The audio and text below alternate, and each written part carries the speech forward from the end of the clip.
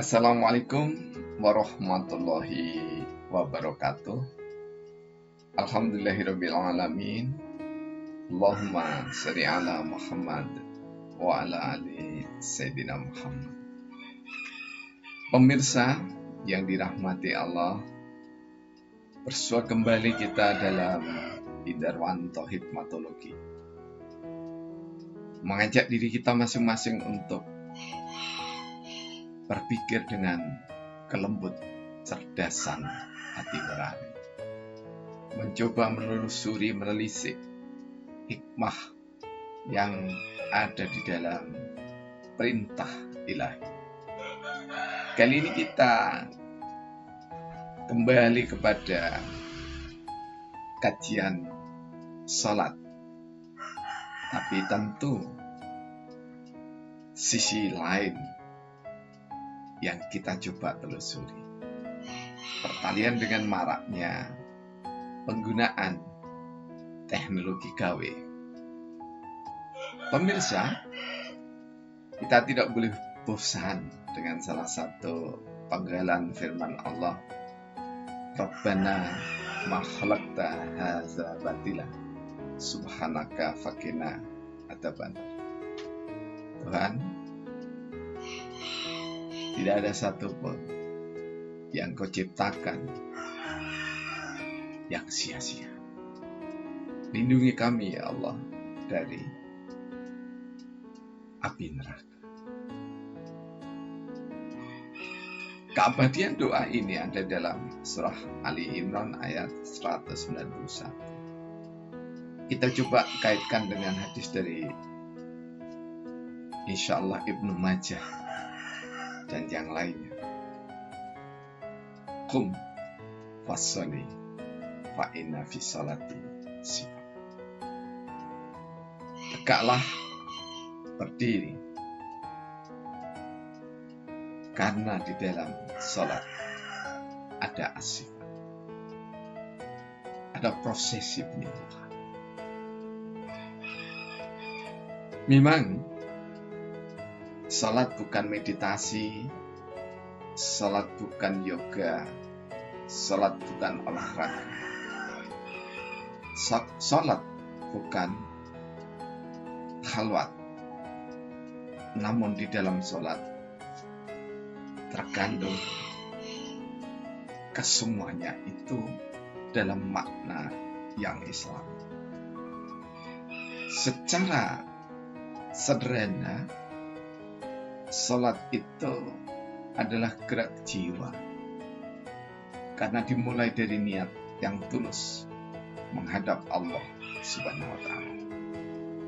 Namun salat itu adalah gerak badan, karena kita bisa melihat orang yang salat secara normal akan berusaha menggerakkan badannya,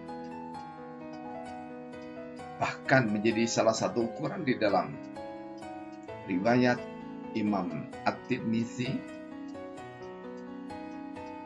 la khasha'a qalbi hadar rajuli la khasha'atun jawarih. Kusuknya hati seseorang itu akan terlihat di dalam bentuk tubuhnya. Meski hadis ini ditaifkan oleh sejumlah muhaddisin, namun secara ilmiah hadis ini benar. Pesan yang disampaikan hadis ini sungguh sangat sesuai dengan hadis yang sebelumnya, dan sungguh sangat sesuai dengan ayat yang kami tadi baca. Kita menyaksikan gambar di sebelah kami ini, muslim sedang khusyuk menunaikan sholat. Pada saat khusyuk menunaikan sholat, ada beberapa simpul yang oleh Allah langsung diberikan pahala. Jadi saya selalu mengatakan bahwa sholat pahalanya seketika itu juga. Kita buktikan. Rasulullah mengatakan bahwa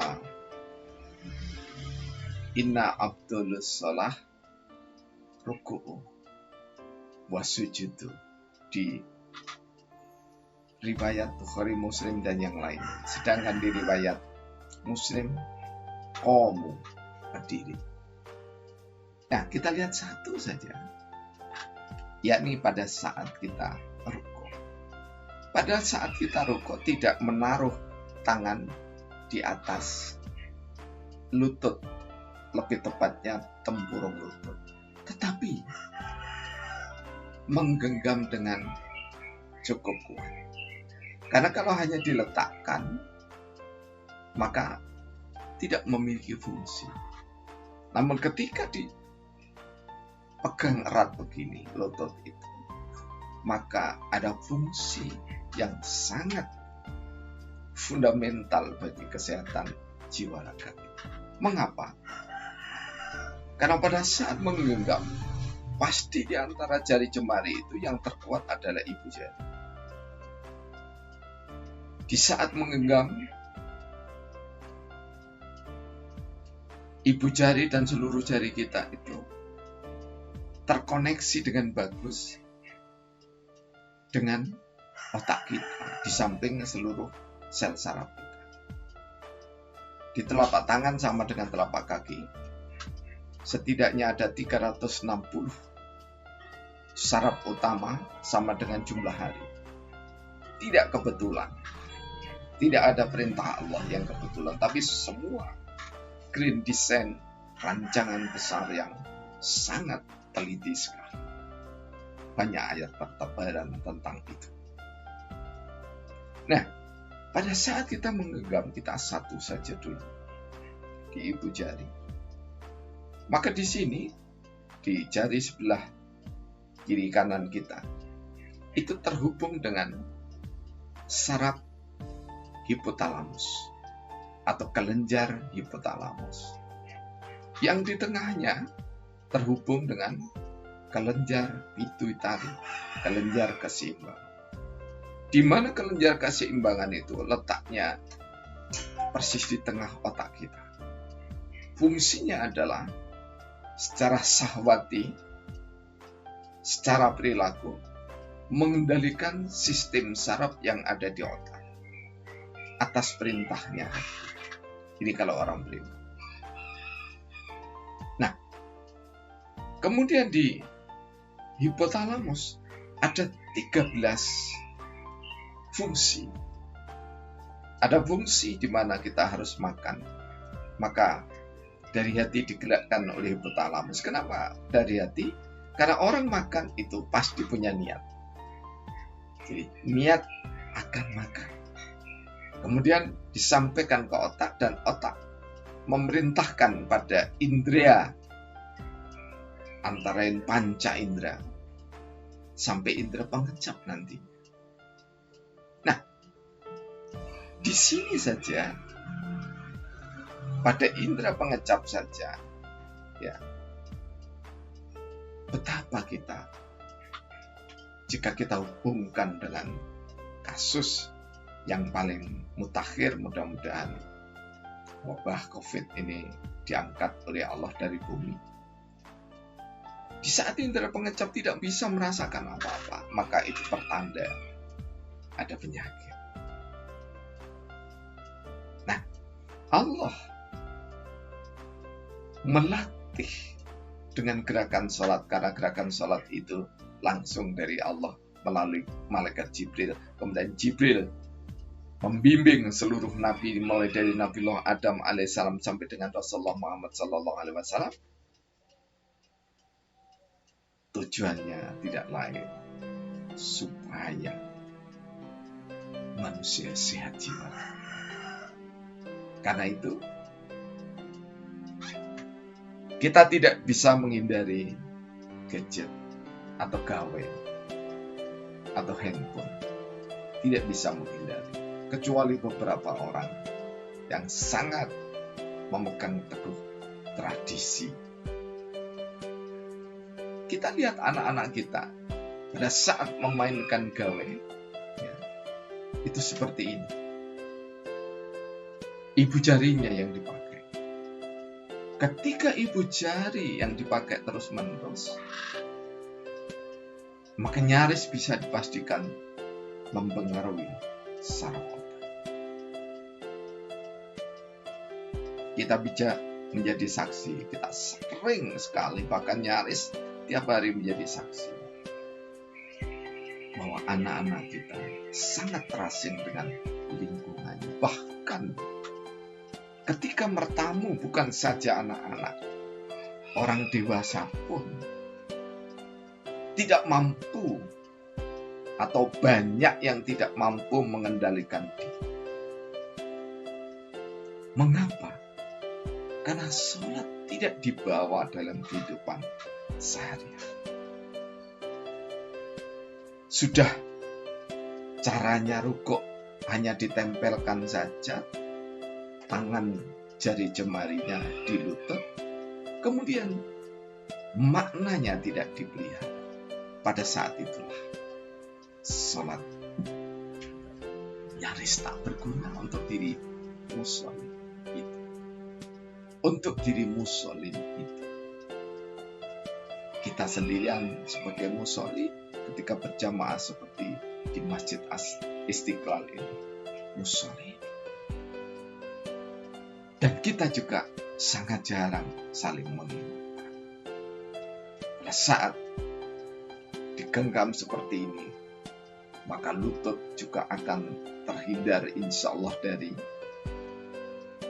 penyakit rematik persendian. Namun lebih dari itu, otak kita terpecah. Kita bisa berkeringat, perintah dari hipotalamus. Kita bisa berhubungan suami istri, bersumber dari hati ke hipotalamus. Kita bisa memandang, kita bisa melakukan aktivitas. Semuanya dikendalikan dengan hati. Itu bermula dari hipotalamus dan sekali lagi terhubungnya di sini. Ini dalam makna aku presua atau aku puntur, ya, pijat refleksi. Karena itu jika kita pusing pening, maka pijatlah ini sebelah kiri dulu, melingkar, memudahkan, kemudian sebelah kanan. Berapa lama? Ya sekitar 5-7 menit satu ibu jari. Kita akan mendapati bahwa sholat itu sungguh sumber dari seluruh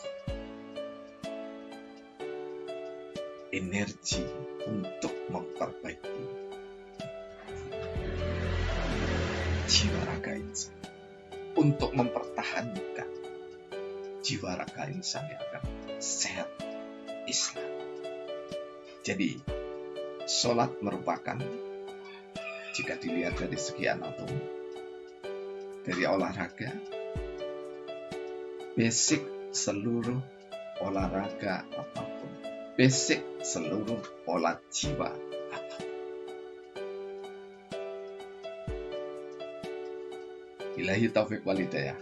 Wassalamualaikum warahmatullahi wabarakatuh.